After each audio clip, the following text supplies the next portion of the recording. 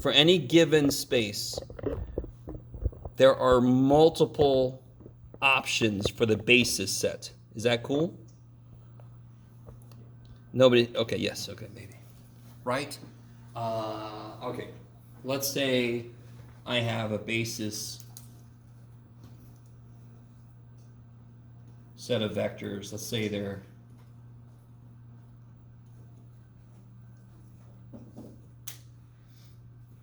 yes?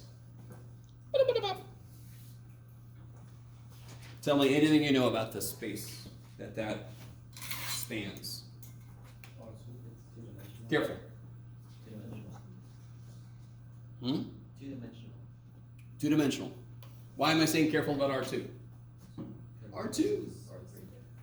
No. It lives in R3. It is two-dimensional. What do we reserve R squared for specifically? XY plane. Yes. So if it's two-dimensional, don't just automatically call it R squared, because when you say R squared, I think XY plane. You with me? Okay, maybe? Okay. All right. Do you all agree that I could, let me just ask this.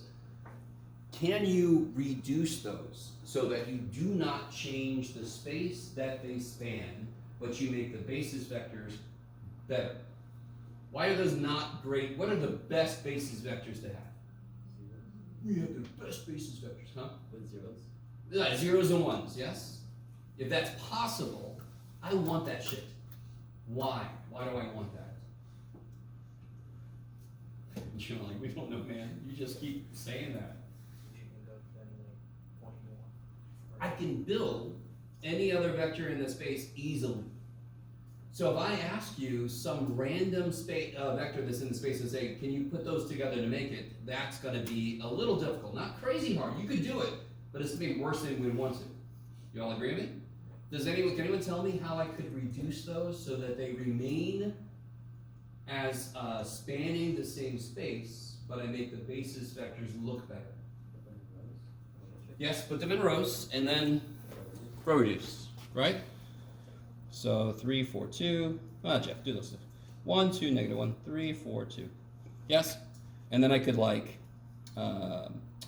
do this minus twice this. Is that cool? So that'd be 3 minus 2, 4 minus 4, and 2 minus negative 2. That's already better, yes? Okay, so now I see that one of my vectors lives specifically in the... Where is this vector? Okay, if I keep going, what else can I do? Anything? Yeah, okay, I will kind of go bouncing around a little bit. So yeah, if I do row 2 minus row 1, is that what you're saying? Or if I do row 1 minus row 2, let's say. Then I'll get 0, 2, and negative 5. And then if I do row 1 minus row 2, there's that 1, 0, negative 4 again. And then I get divide by 2. Right? Then you get your leading ones, all that kind of business. But I've sort of reduced my basis vectors. The space that those two vectors span, how does it relate to the space that these two vectors span? They're the same, yes? I really want this to make just so fundamentally much sense. These two combine to make every other vector in there. Therefore, there are other vectors in the space that would combine to make these. There almost has to be vectors that are better, meaning have more zeros in them, because then they include less directional information in each of them. What I just said is kind of weird. The best basis vectors for R3 are 1, 0, 0, 0, 0, 1, 0, 0, 0, 1, yes? Because they each contain a single direction's worth of information in them. Can I always get drilled down to that? No, because I'll have these tilted freaking planes, yes? And I can't get there, but I can at least get you better places, yes? In fact, how can I make that even better? Is if these vectors were also unit vectors. Because then they are truly building blocks. Can we stop for a minute? Is everybody kind of... with what I'm saying a little bit? Okay. In fact, if you've taken any physics, even if you have never taken physics, if I give you a vector, one of the first things you do with it is you break it up into an x piece and a y piece. You find its projection on the x-axis and the y-axis. Because then you can do stuff, if you have other vectors, it's easier to add the components if you only consider the ones that are acting in the same kind of direction. Yes? You guys kind of with me? Okay. So the ultimate best place to be would be unit vectors that have a single directional component to them. We can't always get there, but we get as close as we can. Okay. And I'm hoping it makes sense why we want to do that. Then I could take any vector in the space and I could break it up according to those principal direction vectors. And you've done this shit before, just with the best ones ever. And we don't always have access to those. Okay. So, that's where we're eventually going over the course of the next couple of sections. So the very first thing we need to talk about is just getting projections onto vectors or subspaces.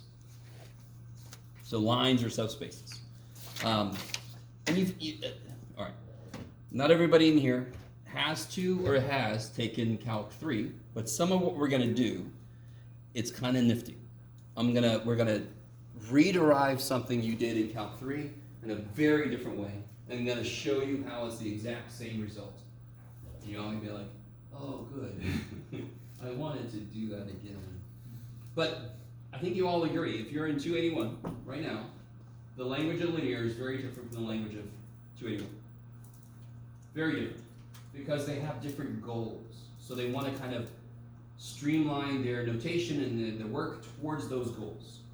But sometimes, like you saw in the first couple of weeks especially, they overlap a lot. So here we're going to come back for a moment. I want to remind you, well, no, I'm not going to do that. Screw it. Go away. All right. Let's just do this. Let's start off with a problem that should feel very familiar. So I'm going to start with a problem that you could do in an easier way, something that a lot of math people do, so I can develop this process that will work even if it's worse. That kind of makes sense. It's going to start with a very simple example. So let's say I want to find the projection of the vector 1, 4 on the line y equals x.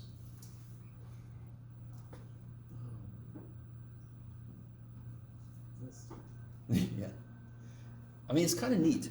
We're going to look at it in an entirely different way, and we're going to end up in the same place. Yeah. Just with different notation, right? Yeah. So I'm going to point out how it's the same thing. Oh shit, I killed the monitor. There it is, okay. Can you guys draw that situation real quick?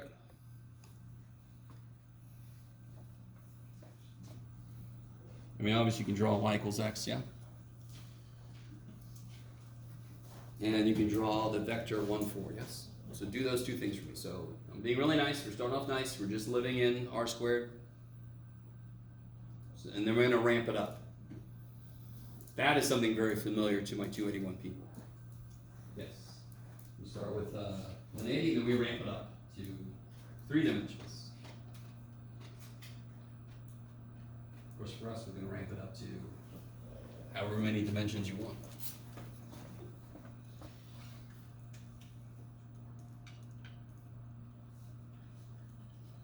So we got y equals x, and we got 1, 4, the vector 1, 4.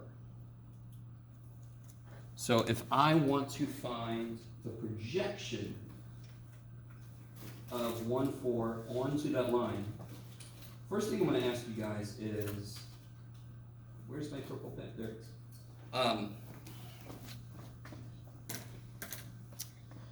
How can I, do you see how these are in two different kind of notations? Obviously. Can somebody tell me a vector representation for y equals x? 1, 1, kick ass. So this is kind of like some, this is every multiple of 1, 1. So now they're kind of like in the same notation. Is everybody with me? Since it's a line, it technically goes forever in both directions. Yay! So it's all the multiples. 1, 4 specifically, 1, 4. So it's if I want to find the projection, that is basically saying the shadow. So if I shone a flashlight so that the light is perpendicular to the thing I want to get the projection on. Oh shit. I want to find a projection onto this line, yes? So if I shine a flashlight perpendicular to that line, can you draw the shadow this would make? That's the projection. So if you just make this, then this would just be. So that is the answer. Of course, we're not done. We didn't really find the answer. So this piece, I want to use the same notation. Let me make sure. Yes, okay, perfect. That's perfect. We're going to call that, you're not going to believe this, we're going to call this P.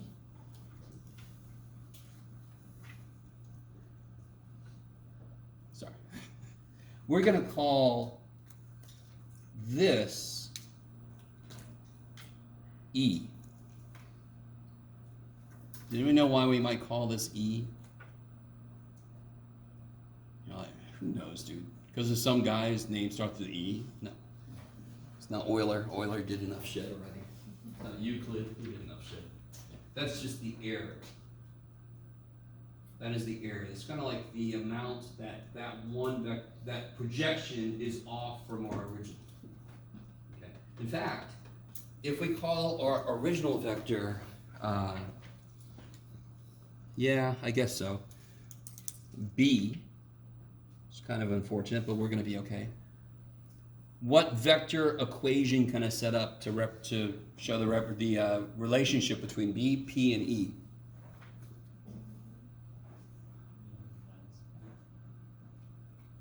B minus P. Well, let's see.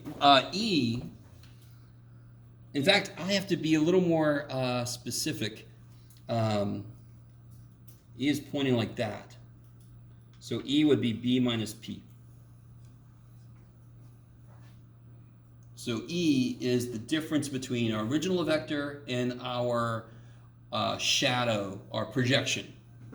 Okay. I just like calling it a shadow because it kind of makes physical sense. How are we doing so far?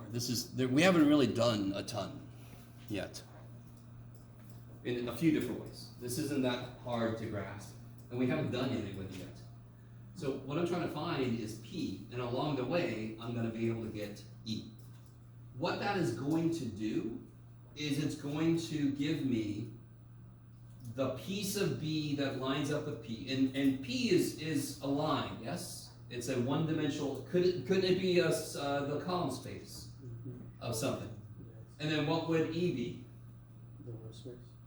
That would be like the row space. You with me? If they're both lines, they probably came from a matrix, maybe 2 by 2 or something. You guys kind of with me? So if I have some general B, I can see how much of it lines up with the column, the row space, and then how much of it lines up with the null space, for example. Does that make sense? So just to kind of, this idea is bigger than what we're going to use it for immediately. Yes? This works no matter what the spaces are. We're obviously going to use it for the spaces we know. But you all know there's more spaces than what we focus on. Okay. Just get to it, Jeff. Yes, sir. What must be true about this projection? I've sort of written this. Let me see. Let me write this a little bit more carefully because I used a certain letter in the wrong way. I'm going to call this vector A over here. I used A as the multiplier, and I wasn't thinking ahead too well. So that vector it represents the space, and we're all cool with the line being a space, especially because it goes through the origin, yes? That represents the space that I'm trying to project onto. So we're gonna build this process up so that it works even if the space I'm projecting onto is more than one dimensional. Yes? Okay. We sort of did this in a smaller way on the practice test with the B, W, and B, W orthogonal. But that was a very small, limited little example. Okay, so what must be true about P related to A? It equals the projection of A. P is the projection, this is true. Where on my picture is A? It's the line. It's on the line, correct? And where is P? On the line. Does P necessarily have the same length as A? No. So what, but it does have to lie in the same direction. So what must be true about P versus A? P must be, Orthogonal. no, it's definitely not orthogonal because they lie along each other, yes? They're parallel. One must be a, okay, now, unfortunately, I tell you, we all have opinions about good old Strang, and unfortunately, he chose as the symbol for his multiplier, he chose X hat.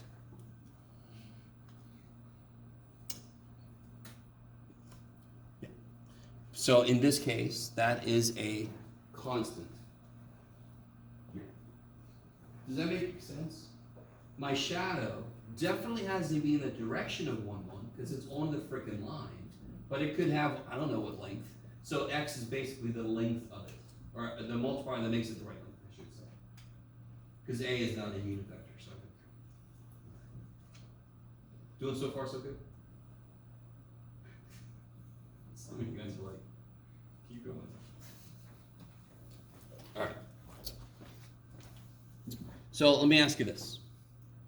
With everything I've written down so far, how does E relate to A? It's basically E. What is E?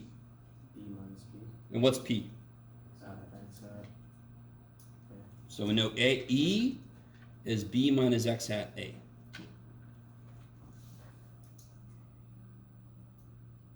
X hat A is just our shadow. B is our original vector, so E is the amount that those two are off by. Okay, so that hasn't changed. We're just sort of changing the notation we're using. Now, let me ask you this. I kind of have said this, and this only makes sense, and I kind of drew this guy in. How does E relate to A? How does E relate to A? Or any multiple of A? E is the projection. No. I'm sorry. Yeah, orthogonal, yes. Because when you drop that shadow down, drop the from B down to make the shadow, it had to be orthogonal for this to be official. This is all about breaking it specifically down into parts so that one part lies specifically here and the rest of it lies not there. So I must be orthogonal for that to be true. Okay. So, and then you're like, so Jeff? Okay. Therefore, what does E dot A have to be? Must be 0. Okay, good. Okay. So on every step of this to make sense, I always do.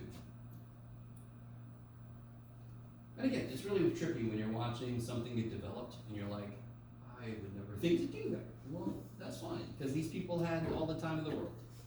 They had no shows to watch, no Severance to keep up with. I don't know if you're watching now that it's over, but I'm actually going to go to Nova Scotia. Sorry, I'm excited. So let's work with this a little bit. What's this dot product? Nothing too fancy, just B dot A minus X. Yeah, A dot A. Yes, we'll just write it like that for the moment. And that, of course, equals 0. Therefore, can you guys take a minute and solve for X hat? I mean, take about 10 seconds. Solve for X hat.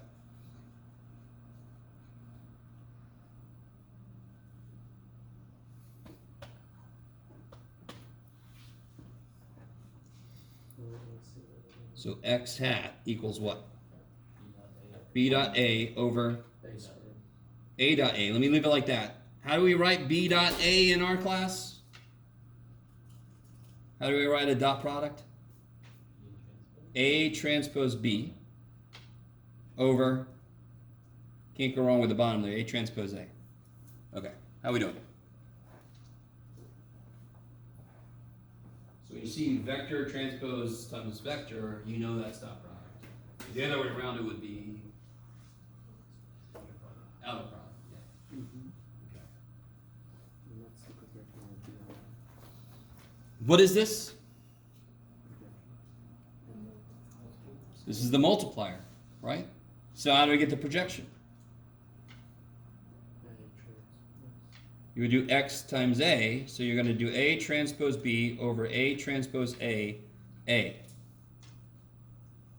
Now, I'm going to take a quick side note about 281. So if you've never taken 281, you can stare at your favorite wall for a moment, or you can watch.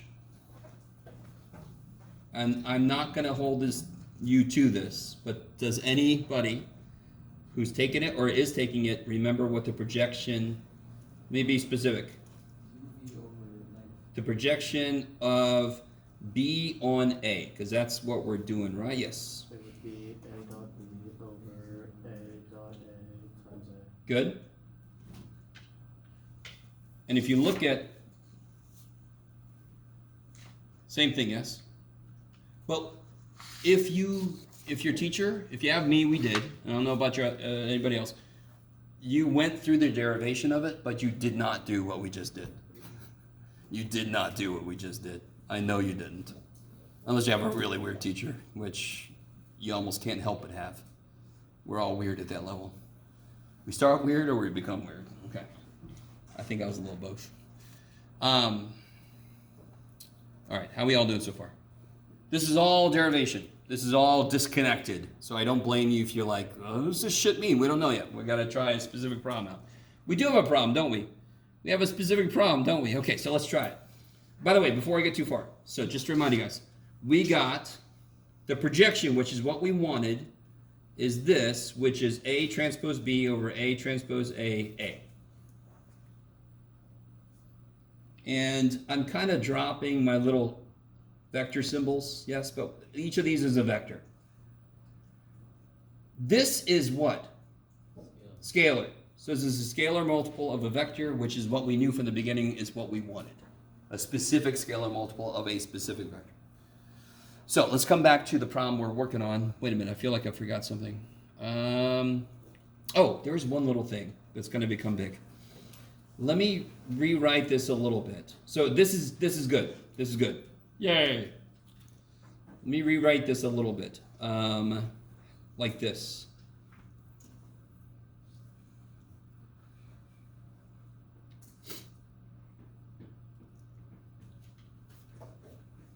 Okay. That is me changing the order of things up. Yes, so the bottom stayed the same. I changed the order of the top around. This is now, let me see if you guys are cool with this. What is this down here? What is it geometrically? Scalar. And what's the top? Matrix. So that's a matrix divided by a scalar. That's a matrix, yes? So I'm going to call that, because linear algebra teachers and linear algebra people are very creative, we're going to call that big ass P, yes? Little p is the projection vector. Big ass P is the matrix that when I attack the original vector with it, transforms it into the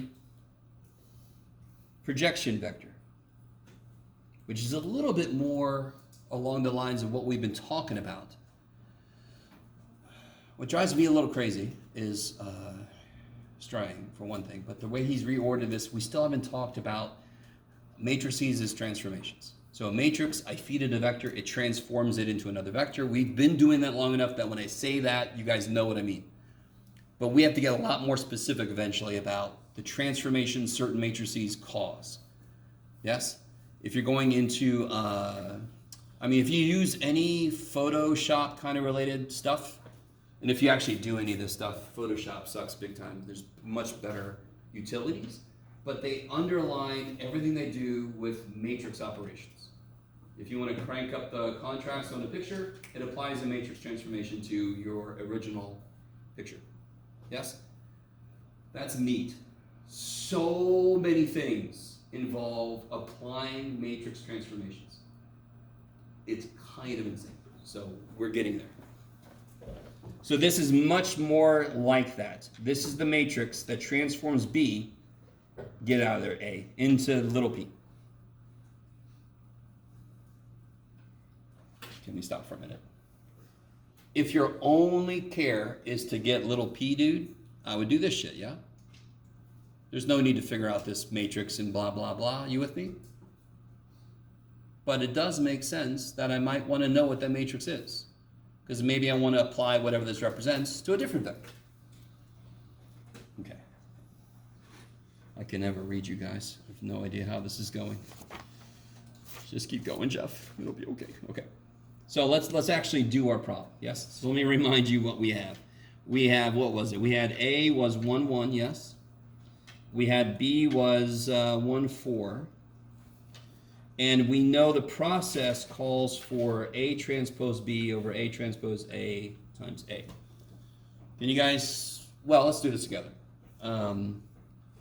What's A transpose B? How do I write that? 1, 1 is a row. Times 1, 4 is a column. Again, what do we get? 5. 5. Yay! What's A transpose A? 2. So then what do I get here? I get 5 halves Oh, 5 halves. times 1, 1. So I get 5 halves, 5 halves. That would be the shadow. That would be this. And then if I wanted to, I could figure out how long that is and blah, blah, blah. Yakety schmackety. Actually, okay. I love you guys. Can somebody tell me what E is? E would be 5, 1. Yes, E is B minus P, Which is 1/4 minus 5 halves, 5 halves. Oh my gosh, Jeff. There we go. I can see things.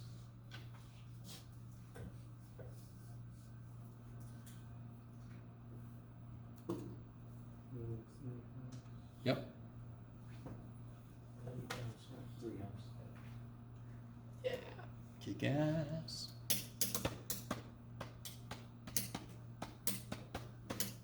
And real quick, why does that make sense? If I look at E, if I moved it to the origin, wouldn't it be a negative x and a positive y? Negative x, positive y? Yes? So I can see the vector that represents that distance between my original vector and its shadow, and of course, the shadow vector itself, right? And that just sounds cooler than it is. Okay. How's everybody with that? Did most of what I just went through make sense? I mean, to me, this is one of the more concrete things we've done. Right? You can draw a damn picture and you can actually see what the hell you're doing. Okay. So let's ramp this up because, we have to for some reason. Oh yeah, let me make sure. Was there something else I wanted to say? Oh, by the way, quick little side note. Can somebody calculate what the matrix P would be? What do you have to know to figure that out? X hat. Just like a whole bunch of A shit, yes? A transpose is really kind of cool. I like this. A transpose A will always be a scalar. A transpose will be bigger than either one. It's going to be this big old matrix. Right? So one way makes it a number and the other one makes it a matrix. Kind of neat. It could just be me, but that's okay. I'm used to it. So A transpose would be 1, 1 times 1, 1, yes? And A transpose A, we already did, but it's the other way around, and that was 2. A transpose B was 5, yeah. What do you get on the top there? Yeah, you get 1, 1, 1, 1 divided by 2 is 1 half, 1 half, 1 half, 1 half. That is the main. Now let's check. What should I get if I do PB? Well, let's see what we get. 1 half, 1 half, 1 half, 1 half times, what was it, 1 4? Yes. 1 halves plus 4 halves is 5 halves. 1 half plus 4 halves is still 5 halves, and that, of course, was P. So that is the big ass P is the matrix that if I attack a vector with it will cause it to become the shadow on y equals x. So if somebody said, oh dude, I'm sorry, I didn't mean 1 4, I meant 2 7. Well, I've already got the P. I don't have to do all the other shit. I can just go, just multiply by P. There you go. Leave me alone. Oh, I meant to. Get out. I don't know if you know. Sorry. Subroutine, feed it shit, spits it out. Yay. Okay. Blah, blah, blah, blah, blah, blah. Okay. So now let's ramp this up. So let me give us, what time is it? Yeah, I want to let us out a little early, but let's see. I'm feeling good. I'm gonna crash hard later, but it'll be okay. All right. Because holy shit. So we want to project. Oh, sorry. Here it comes. We want to project a given vector B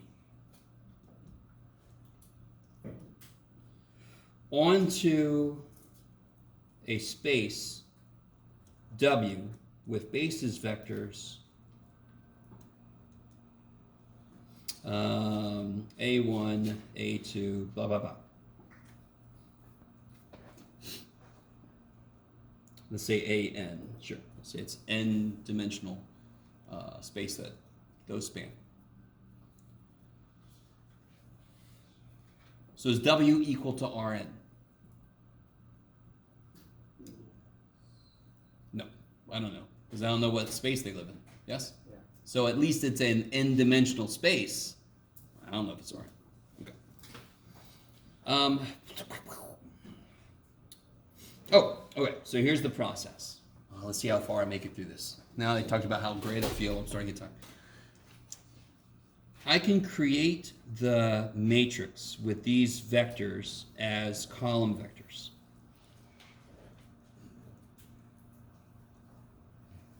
And you've seen this kind of notation before, where this is a vector and it just will fill the column, yes? Okay.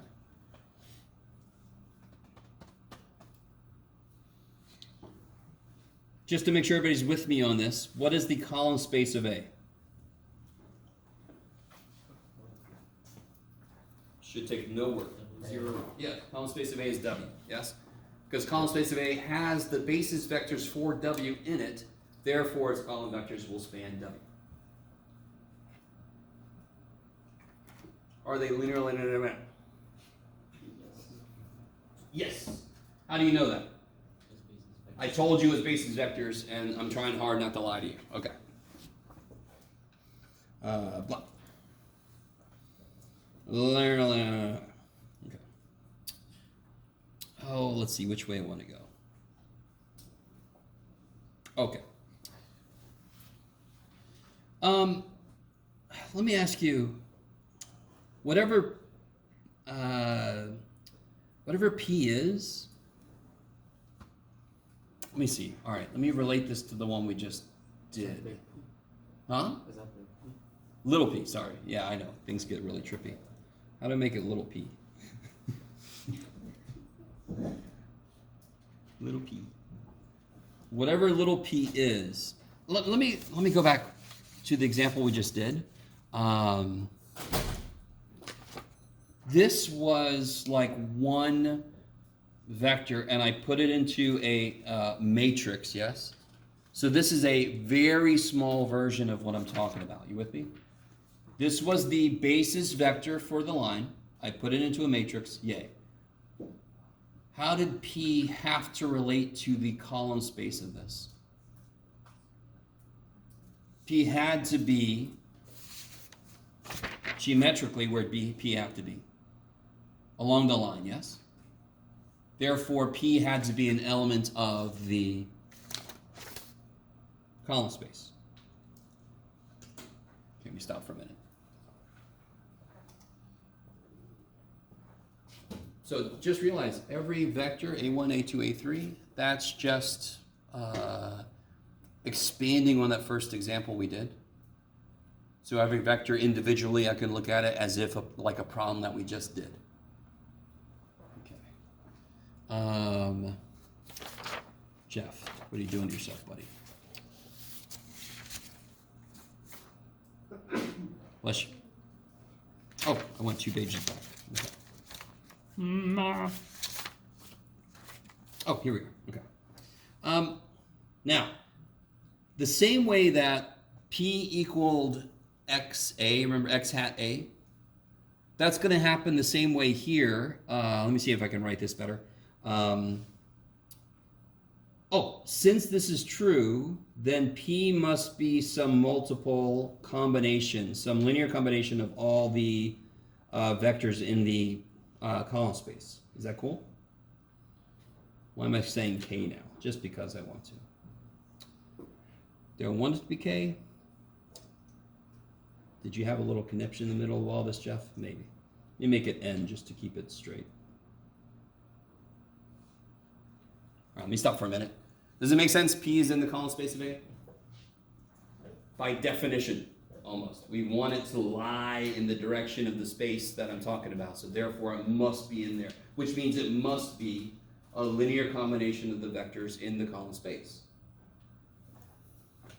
That is equivalent to, see if you do this without screwing yourself over, Jeff. This statement I made earlier, just with more vectors. Okay. Therefore, little p is going to be, isn't this a dot product between the elements of a vector holding all these numbers and the matrix A that I've constructed from all these vectors? Not a dot product, but I mean a matrix multiplication. Yes. Okay. Well, you can think of it as a dot product between the rows and the blah, blah, blah. Okay. Okay. So everything I'm doing has got the analog in the smaller problem we just did earlier. Okay. All right. And so I can then say, so what we're really doing is this, and my 281 people, you've seen me do this way too much. Let me see if this will work. Sort of. So if I have a vector here, now this is bad because look, the shadow is like, it's not really diagonal, I mean perpendicular. Damn it. We'll be okay. It'll be okay, just do that. Okay, so say I have a vector, the shadow, yes? This is a plane, so this is a projection of a vector onto a plane. What is a difficult thing to realize is everything we're about to do will work if I want to project a vector onto a 37-dimensional subspace. The math don't give a shit. We give a shit, because I can't, let's make it 37-dimensional. No, we're going to do that. The math is totally cool with it, and it has the exact same interpretation. In fact, I talked to you guys about Pandora, yes? So it's, anyway, this is kind of similar. These don't have to be physical dimensions. Jeff.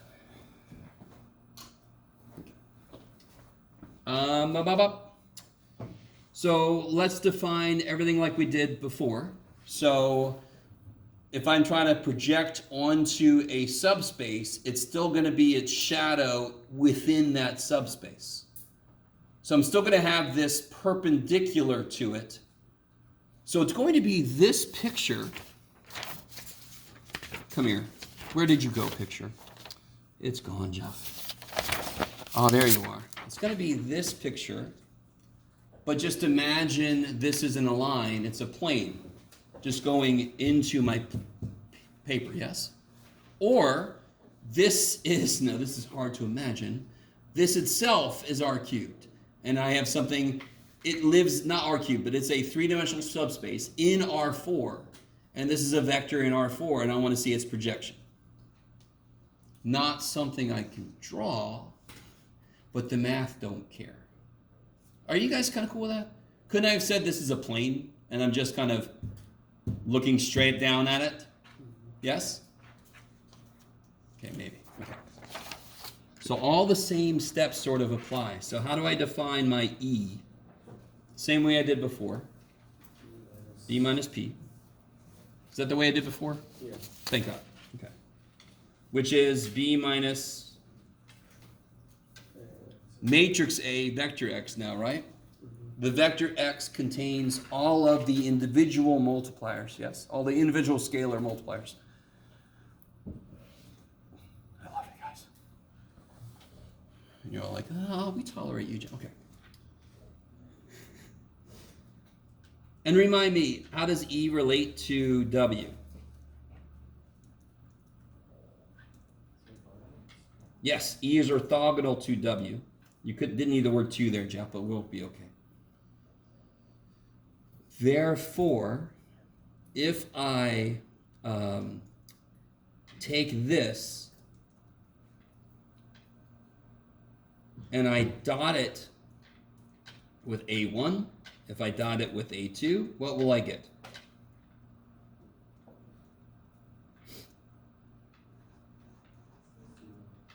Because what is this again? E, and I'm dotting it with the vectors of A, since it's orthogonal to W, which A contains the basis vectors 4. When I dot it, I should get 0. All the way down to AN. I'm worried about that K I had. I don't know what my point was with that, but we'll be okay. Now, let me see if you guys get this next thing. How would I represent that in a single line?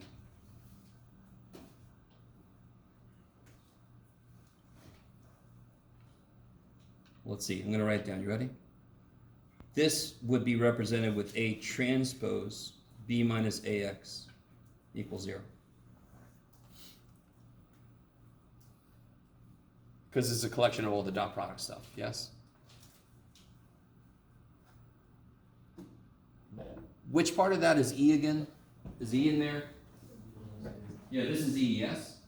So where is E related to the matrix A? What fundamental subspace of A is E in?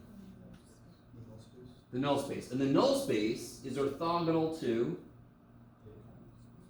the row space, but be careful, not the null space. This is actually the left null space, yes? And that is orthogonal to column space. So what's this whole thing about? I want to break this into a part that lies in the same direction as whatever the subspace is, and in this case it's the column space of A, and a piece that we call E that is orthogonal to it. So of course I should end up with E being element of the left null space, yes? Is that okay? Okay. That is the keep on talking until they answer their own question approach to teaching. Okay. So E is in the left null space of A. Just a little thing to notice. Because that's kind of the whole idea. Because where will P lie entirely? We already said it, sorry. In the column space. So of course the part that is supposed to be orthogonal to it should be in the space that is orthogonal to the column space. Okay. Okay. We're gonna be okay, Jeff. I know. I want to get to a decent place to stop. We're nowhere near it. Holy shit. Okay. So let me start over again here. That's where we just ended up. Let me distribute this stuff. maybe I'll do this a little bit quickly. Let me start to solve for this a little bit. All right, so all that's just algebra, really, yeah? Or not even that, it's just blah, blah. All right, very large set of side notes before we continue. So I'm going to start side notes. So we got to this point, pretty straightforward way. That's just manipulating the expression we just had. We haven't done shit with it yet. But let's do some side notes. 1. If AX equals 0, what does that mean about A transpose AX? Well, what is A transpose? What is AX? 0. So this would be A transpose 0, which is 0. Therefore, what does this mean? If AX equals 0, where is X? Good. X. If X is in the null space of A, then look at this. Look at this. If X is in the null space of A, then X is in the null space of what? A transpose A. Kick ass. Weird shit. Weird shit, Jeff. Why are you being so weird, Jeff? I don't know. Somehow this is going to come into play in a minute. What if I start if A transpose A equals X? X equals 0. Let me see. Is it pretty cool? What if I write... Now, this first step is not that bad. If I do X transpose A transpose AX equals X transpose 0. So all I did was I multiplied both on the left by X transpose. Is that cool? Okay. Now, this shit I can play with. So I'm just going to write this. This you should all be completely cool with. Is everybody completely cool with that? Because that's how transposes work, yes? Okay. Look at all this old shit we did that's coming back. Sorry, I'll stop. And that, of course, equals 0. This is 0, yes? But what is... What is this? This is a vector times a vector. Vector transpose times a vector. What is that? And what's the dot product of a vector with itself? It's length. And this is saying the length is 0, which means AX itself must be 0. So what I just did was, if I know that X is in the null space of A, then it must be in the null space of A transpose A. If I know that X is in the null space of A transpose A, then X must be in the null space of A. So I had to do the little side note because it's about to become important. It's about to get crazy.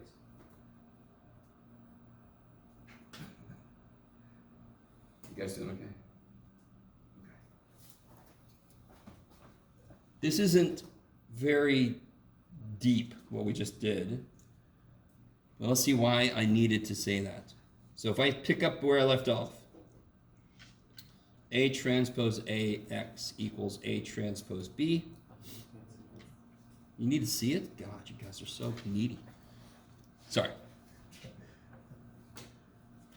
Oh, where did I put this? Oh. What is true about A transpose A, by the way? Can anybody tell me anything about A transpose A? No. This is square. Do you guys agree? How big is A? We don't know. It doesn't have to be squared. Let's say A is M by N. How big is AT then? A transpose? N by M. So how big is A transpose A? N by N. So it's squared. Yeah? If X is in the null space of A, then X is in the null space of A transpose A. And what do I know about A? From the very beginning, it was composed of linearly independent columns, yes?